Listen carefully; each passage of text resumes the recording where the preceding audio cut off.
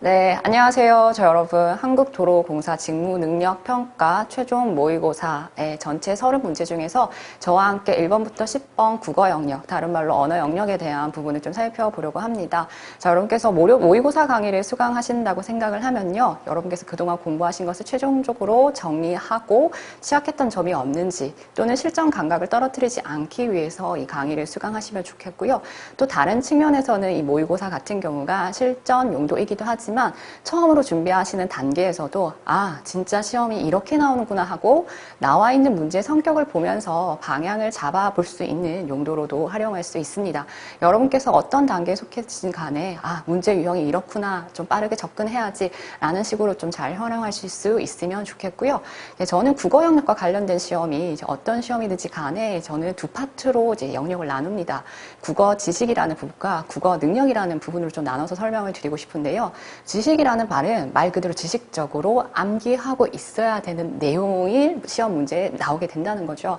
쉽게 말하면 어휘적인 부분입니다. 그 어휘의 뜻을 정확하게 알고 있느냐라는 부분이 지식적인 부분이고요. 그래서 이제 직무능력평가에서도 국어 지식 유형이 어문 규정이라고 해서 한글 맞춤법과 표준어 규정, 자, 그 다음에 외래어 표기법, 자, 그 다음에 로마자 표기법이 있는데 그 중에서도 맞춤법과 또 종종 외래어 표기법이나 이런 것들이 또 강세를 보이면서 맞춤법에 강세를 두고 반드시 맞춤법 전체적인 내용이랑 띄어쓰기 문제를 좀 단독적으로 이제 나오고 있다는 거 좀 생각해 볼 수 있습니다. 그래서 이 부분은 좀 여력이 되신다면 평소에 좀 어문 규정을 좀 읽어보시면서 좀 숙지를 하셨으면 좋겠지만 그렇게까지 할 여력이 없으시다면 문제에 나와 있는 단어만 이라도 정확하게 어떻게 표기하는 건지 누리킴을 좀 쓰면서 하시면 좋겠습니다.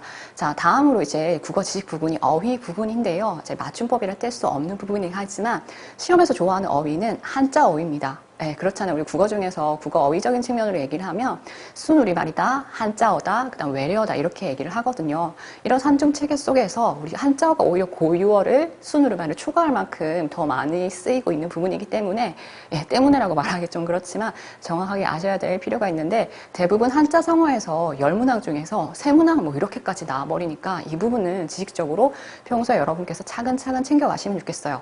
아무리 차근차근 챙겨 나간다 하더라도 시험에 나오는 모든 한자 성어가 선택지에 나와 있는 모든 걸 내가 알라는 법은 없습니다.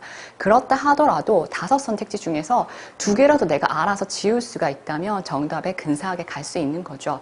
범위는 무한정 많지만 지금까지 공부해왔던 뭐 이론서나 개념이 있다면 그걸 목차를 꼭 봐주시면 좋겠고요. 이 모의고사를 통해서 정리할 수 있는 한자 성어만이라도 그 뜻을 좀 아시면 좋겠습니다. 자, 근데 단순히 뜻 자체가 아니라 우리 시험에서는 조금 다른 성격으로 붙고 있는 부분이 있으니 문제 발문을 통해서 좀 확인해 보시면 좋겠고요. 자, 다음으로 이제 한자 어휘의 의미 관계를 놓고 이제 말이 같은 말인지 아니면 좀 반대되는 뜻인지 이런 의미 관계를 묻는 문제가 또 어휘 유형으로 볼 수 있겠습니다. 자, 그래서 국어 지식 부분이 이렇게 좀 절반 이상, 자, 10문항 중에서 절반 이상을 좀 차지하게 나오고 있고요. 자, 저는 국어 능력이라고 부르는 부분이 바로 모르는 지문을 갖다 내놨을 때도 정확하게 읽어낼 수 있느냐라는 그 독해 유형 부분이 바로 국어 능력이자 보통 때 배경식이 전반적으로 깔려 있어야 되는 거죠. 자, 그러고 이제 그 독해 중에서도 기존에 있는 사실만으로 그 앞 단계의 전제를 추리해낼 수 있는지 하는 추론 영역이 전형적으로 나오고 있는 거 좀 살필 수 있겠습니다. 제가 1강이라서 좀 서설이 좀 깁니다. 그래서 전체적인 문제 성격을 말씀을 드려야 여러분께서 방향을 잡는 게 편하실 것 같아서 말씀을 드리는데요.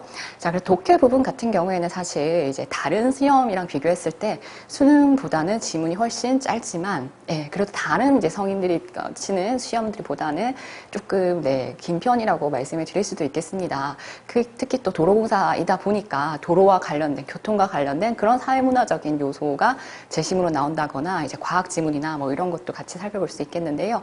이제 시간적으로 아무래도 압박이 있다 보니 차근차근 풀면 다 할 수도 있겠지만 아무래도 이제 좀 빠르게 처리할 수 있는 문제를 다 해놓고 독해 유형처럼 시간이 좀 소요되는 부분들을 좀 뒷부분에 배치해서 푸는 것도 하나의 방법일 수 있겠고요. 그래도 우리가 지시문을 정확하게 다 이해된다라기보다는 문제에서 요구하는 것을 찾아내서 읽는 연습을 하시는 식으로 시간을 절약하시는 게 좋은 방법입니다. 자, 그럼 본격적으로 1번부터 살펴보도록 할게요. 자, 이건 제 이력이니까 참고로 보시고요. 자, 먼저 맞춤법 유형의 띄어쓰기입니다. 이 띄어쓰기 같은 경우에는 이제 단독으로 나와요.